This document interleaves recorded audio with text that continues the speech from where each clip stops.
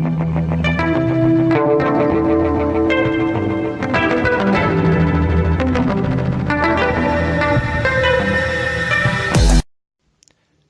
YouTube, and in this video we're going to be showing you how to build a simple squid farm on the river biome. So right now we're in the survival world here with several squid traps. We got the one on the side here which drags them down here into this air pocket full of hopper lines.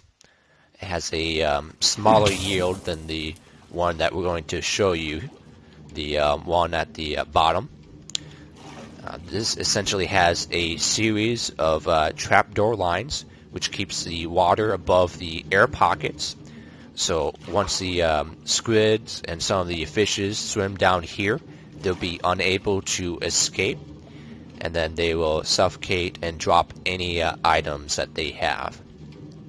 So once those items get dropped, it's going to get picked up by a series of mine carts with hoppers attached on top of them, and those guys are powered by some redstone circuitry.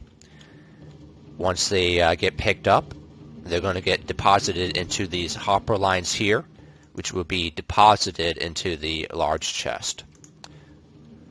So let me show you the mechanics when it comes to making a squid farm, as well as how to actually build this thing. Okay, so we are here in the creative mode, right on top of a river biome. So when it comes to the spawn mechanics for squids, they do spawn within river and ocean biomes in the Java edition. They have an effective spawn radius of 128 blocks from the player.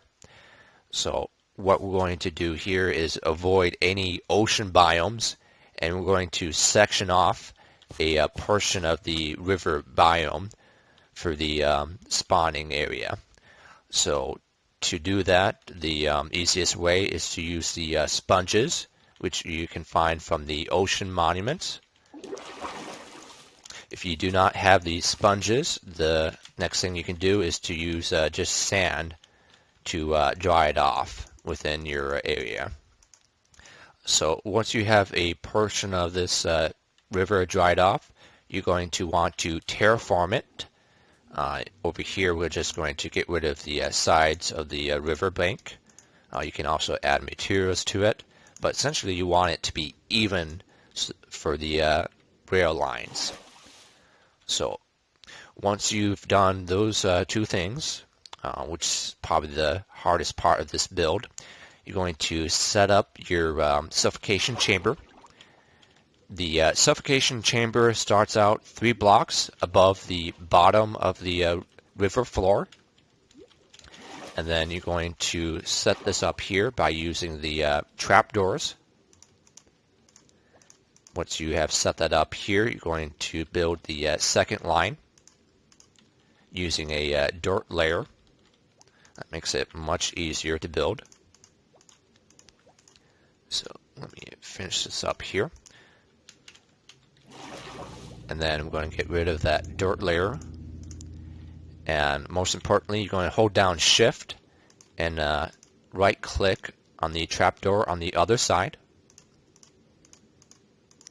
So we've already done that for the rest of the line down there. Once this has been properly sealed off, you're going to dry the chamber using the sponge again.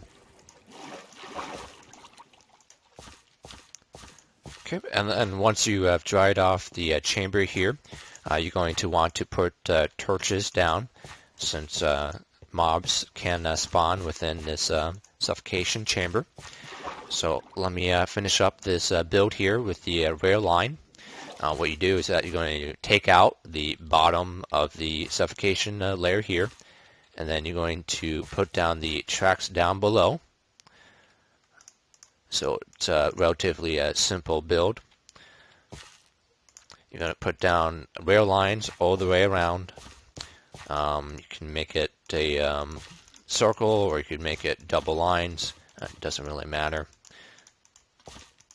Let me finish this up here. And then I'm going to power this up using the powered rails. Let me show you how that's done. I'm going to put down redstone torches underneath it. And then that will power it up. And put down it on both sides. Okay, so we already done that here. Okay, and then let's put down the minecart hopper. Actually, let's finish up the hopper's line here. So this is where it's going to be going into. And then holding down that shift click, we're going to complete the line. Okay, so let's test this system here. And of course, these guys do stop if you get in the way. And then let's drop something down here. So it's going to pick up the items. And then each time it turns into a revolution, it's going to deposit it into the hoppers over here. Okay. So that's pretty much it for the design here. I'm going to show you the yield amounts under ideal conditions when we've completed this build. So we are about 25 to 32 blocks away from the spawn area here, which is the ideal distance for AFK situations. We did cover up the rest of the river, and then we did make some modifications here. What we did is that we added some ledges around the top here so that the squids can be enclosed. And then we also added some magma blocks over here since we were having an issue with not being able to kill the fish that well. If you're unable to kill the fish, it essentially puts a mob cap of around 15 for your aquatic mobs.